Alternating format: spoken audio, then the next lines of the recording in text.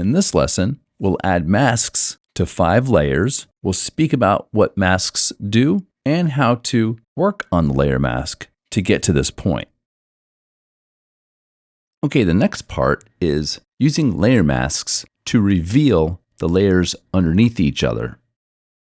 At the bottom of the layers panel, there's a white square with a black circle in it. Let's click on that. It adds a layer mask to the layer. Layer masks are non-destructive, meaning they're not editing the actual photo.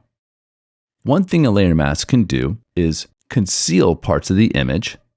And if we don't like how we've concealed the image, we can always reveal the image.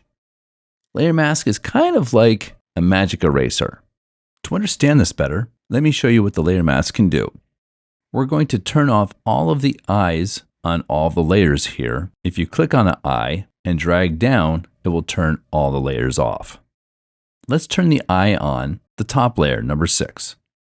Get a hard round brush with black in the foreground color.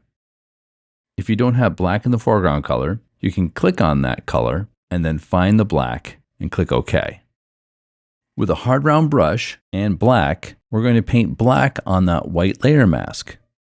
Painting black on the layer mask conceals whatever you painted on. It conceals the image.